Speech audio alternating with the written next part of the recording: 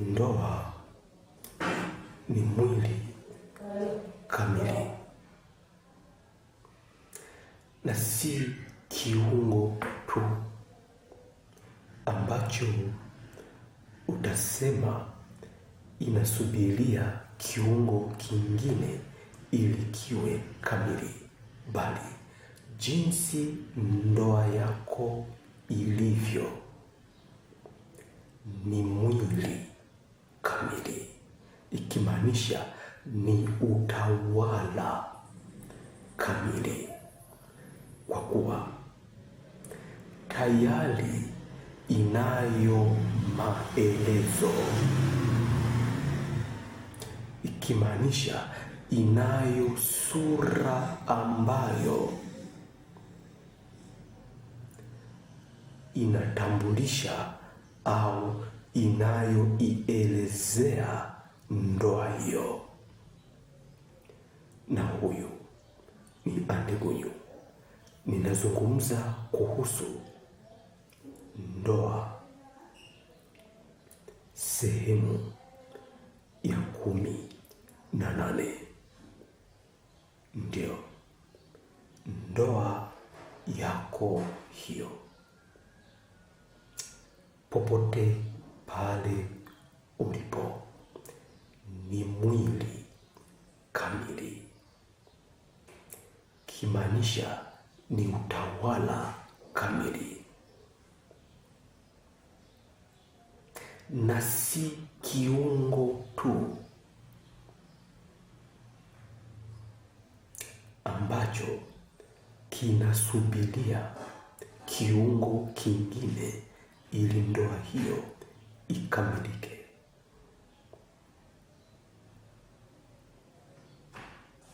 Ila jinsi ulivyo hapo katika mwonekano wa jina ndoa,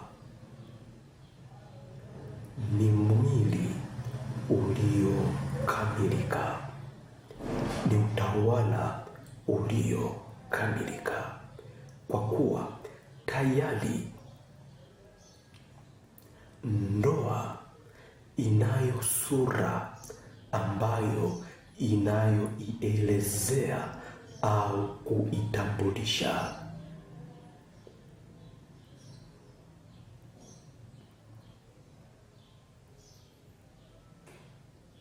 Na mipaka ya ndoa yako inategemea na sura ambayo inayoielezea au kuitambulisha.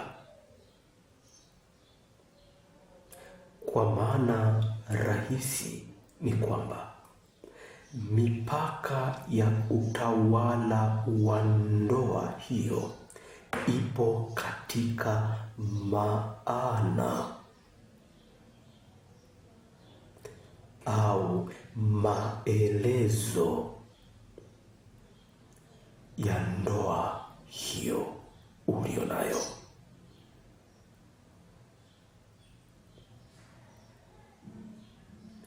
Ikiwa ndoa hiyo inaelezewa na sura ya pete,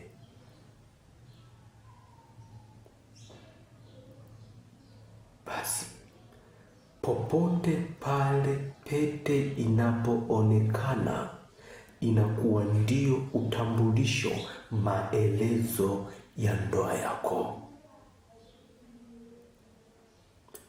kwamba yoyote mwenye pete ndiye aliye ndoa yako hiyo kwa jina lako. Ikiwa ndoa hiyo inaelezewa na sura ya neno hilo,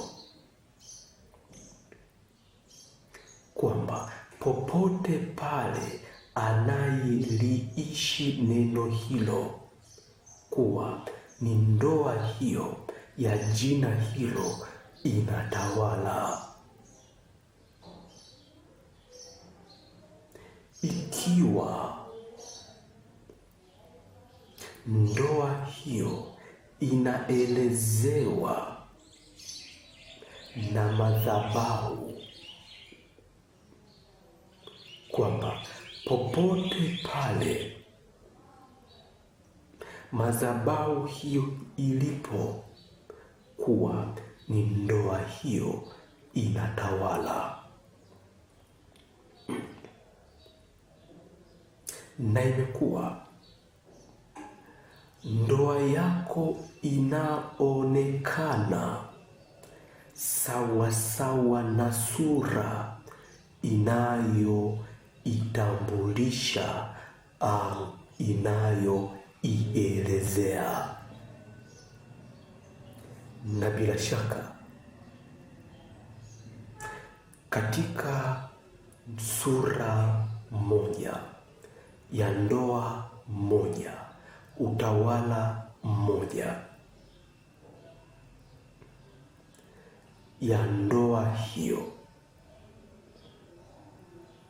au sura moja inayoielezea ndoa hiyo, ndoa yoyote ni sura ya uzao, na kufanya unaposema ndoa inamaanisha, inaelezewa kwamba ni sura ya uzao. Unapozungumza kuhusu ndoa, maelezo yake ni kwamba ni sura ya uzao, kwa kuwa kwa sura ya uzao imefanya ndoa kutawala katika kila kitu.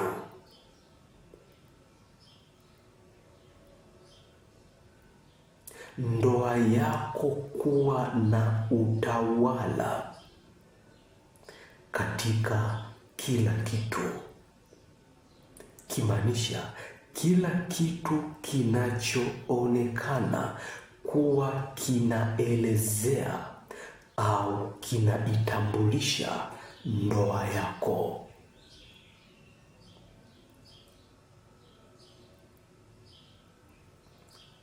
Ni sura ya uzao, ndiyo inayotambulisha au kuielezea ndoa yako.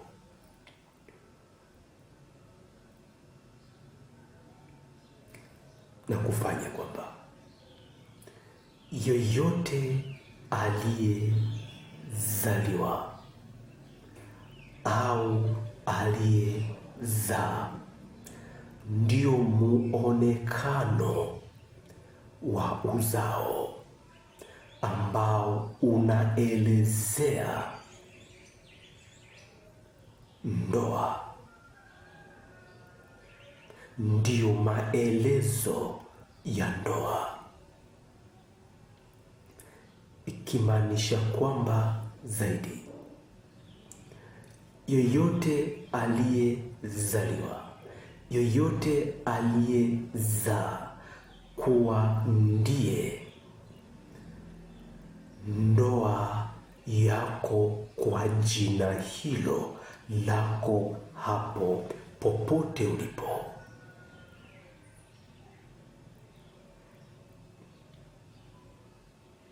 Kwani ndoa imetambuliwa na kuelezewa kwa sura ya uzao, na kwa sura ya uzao ndoa yako imekuwa bila mipaka ya utawala wake, ikimaanisha kila chochote kilichozaliwa au kilichozaa kuwa ni sura ambayo inatambulisha au inaelezea ndoa yako. Kwa neno moja, kila kilichozaliwa au kilichozaa kuwa ni ndoa yako inatawala au inaishi.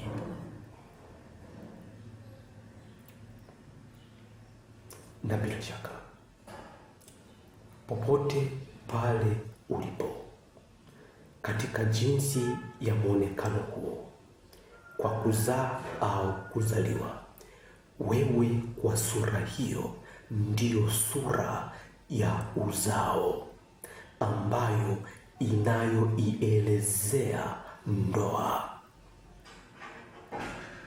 kwa jinsi na jina hilo, ikimaanisha kwamba jinsi ulivyo hapo ulipo katika sura ya muonekano huo kwa jina hilo ulilo nalo ndio iliyo ndoa yenyewe.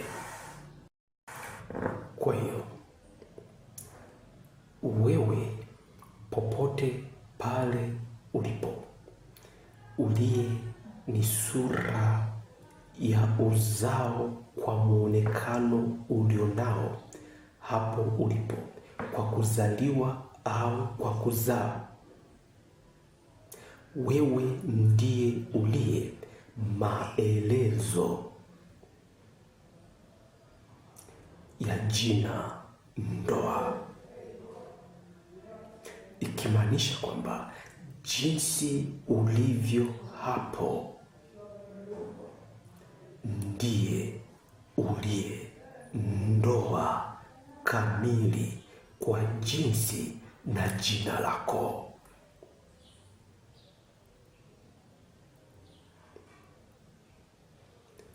Haijalishi jinsia yako, haijalishi muonekano wako, haijalishi silika yako, haijalishi uko vipi, lakini jinsi ulivyo katika sura ya muonekano ulionao ambao ni muonekano wa uzao, ndio ulio utambulisho au maelezo kamili ya jina ndoa, ikimaanisha kwamba jinsi ulivyo hivyo katika muonekano huo wa jina hilo ndio iliyo ndoa yenyewe kamili, ndiyo ndoa kamili yenyewe inatawala.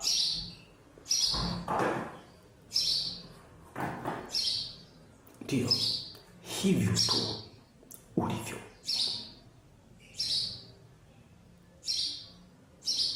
hivyo ulivyo kwa jinsi na jina ulilo nalo, ndiyo ndoa kamili inatawala.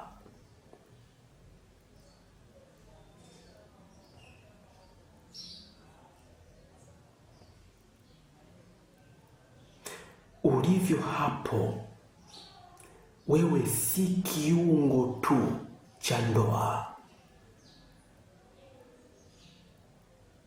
wewe ni ndoa kamili inatawala.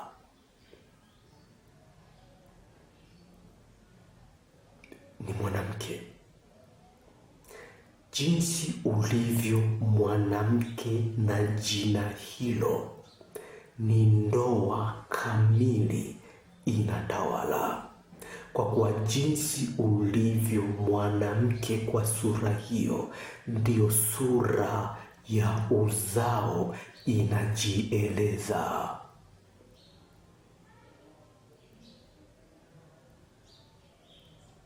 na kwa kuwa ndio sura ya uzao inavyoonekana, ndio iliyo maelezo ya ndoa.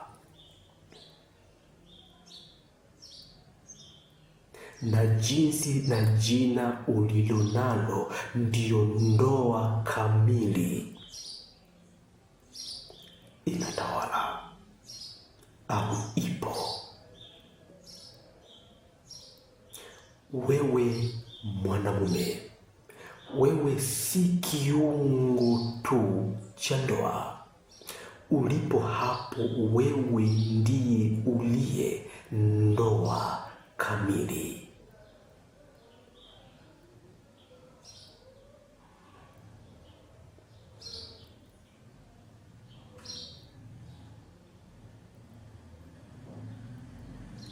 Popote pale ulipo, wewe si kiungo cha ndoa ambacho kinasubiria kiungo kingine ndio uitwe ndoa.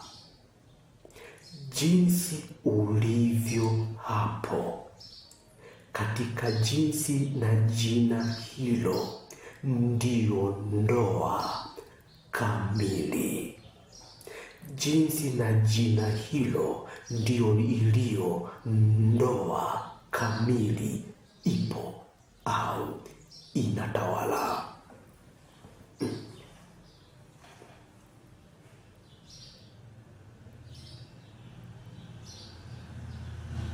Ndio.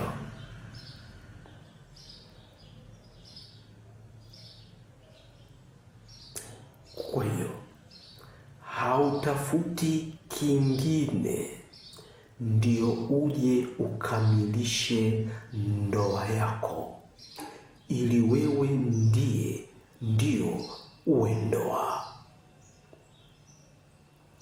Kwa kuwa ulipo wewe sio kiungo, bali ni mwili kamili wa ndoa. Kwenye nyumba hiyo, wewe ni mwili kamili wa ndoa.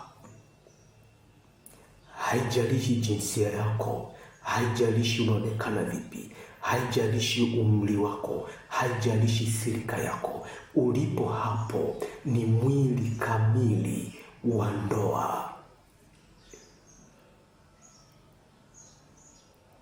Na kufanya jinsi ulivyo hapo ndio ndoa kamili,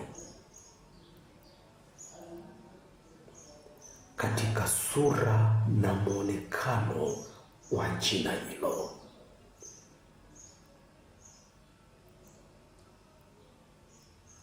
Na chochote popote pale kilipo kimeanzia hapo na kimeishia hapo, kimaanisha kwamba kwa kuwa jinsi ulivyo hapo, wewe ndiye uliye ndoa kamili, basi chochote kile, yoyote yule ameanzia hapo na kuishia hapo, kimaanisha yoyote yule, chochote kile ni jina la ndoa yako, la jinsi na mwonekano ulionao hapo ulipo. Kwa neno rahisi kwamba chochote kile, yoyote yule ni jina lako wewe.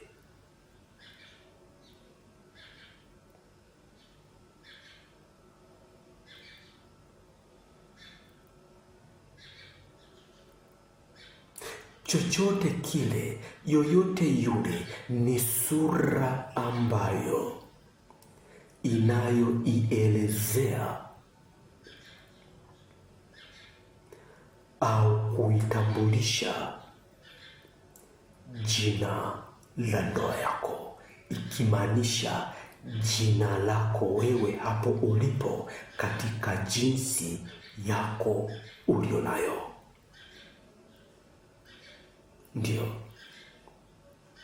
chochote kile kilichozaliwa au kilichozaa ni sura ambayo inayoielezea au kuitambulisha ndoa yako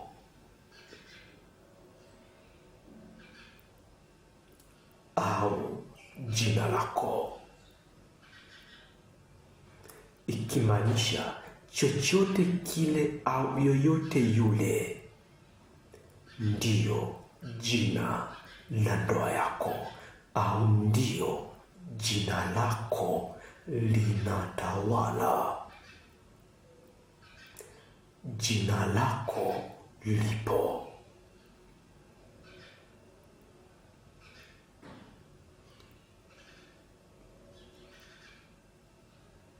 Ndio,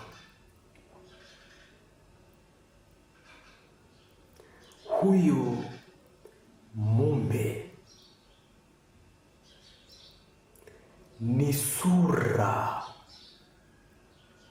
inayoitambulisha ndoa yako, yaani jina lako na jinsia yako, ikimaanisha huyo mume ni jina lako wewe mke na jinsia yako wewe.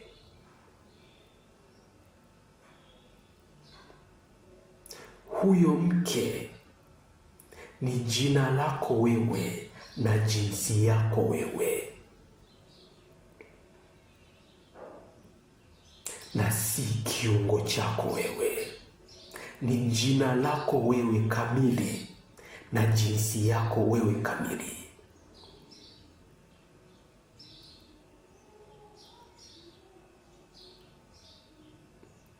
Fedha, mali, uponyaji, muujiza, taifa, kijiji, mzazi, mtoto, wanyama, ndege, anga, kila kitu kwa jinsi ya kuzaa au kuzaliwa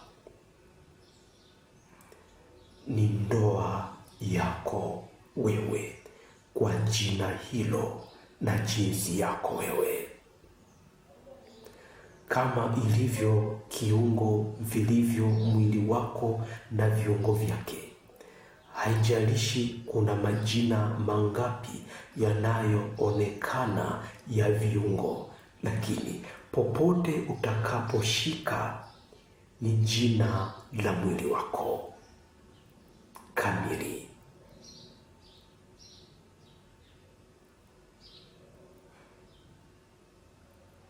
Na kufanya mumeo ni jina la wanamke wako kamili, sio kiungo hicho.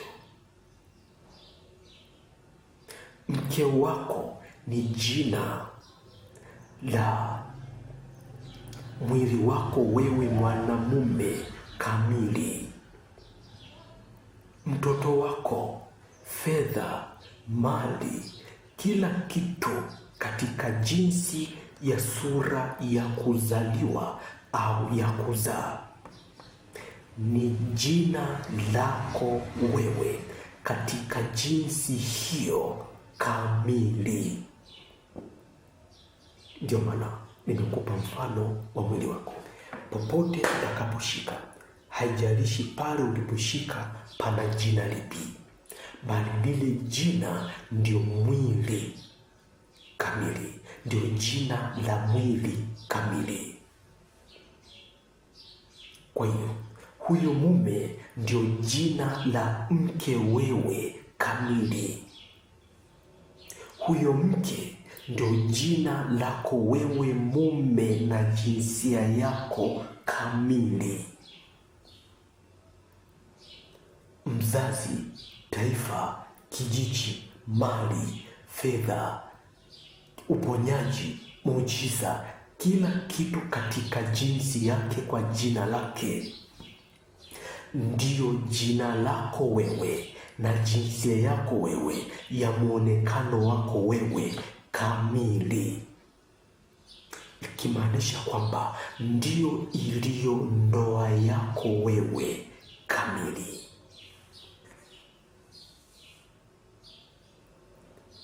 Kwa hiyo ulipo hapo, hauishi na viungo vyako, unaishi na mwili wako ulio kamili, ndoa iliyo kamili. Ndio naongea na wewe popote pale ulipo kuhusu ndoa. Mpaka wa ndoa yako upo katika maana yake au sura inayoelezea ndoa ni nini, na sura ambayo ni maelezo ya ndoa, yaani kuoana, ni sura ya uzao. Haijalishi kilichozaliwa, kilichozaa kinaonekana vipi, lakini kikiwa ni sura ya uzao, ndio sura au ndio inayoelezea ndoa, au ndio ndoa yako wewe, kwa jinsi na jina lako inaishi kwa ukamili.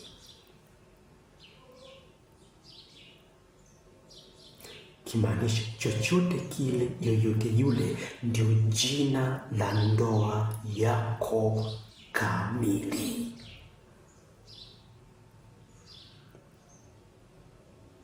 Ndio jina la jinsia na ndio jinsi na jina lako wewe uliye ndoa kamili, na si kiungo chako. Kimaanisha yoyote unayemtazama si kiungo chako, ni mwili wako kamili, ni jina lako na jinsia yako ya muonekano wako kamili. Unatawala, yani unaishi. Ndio basi, leo hii naishia sehemu hii ya 18. Usikose wiki ijayo sehemu ya 19. Pia tazama fundisho hili linahusu ndoa katika ukurasa wa YouTube kwa jina la Andiko Juu.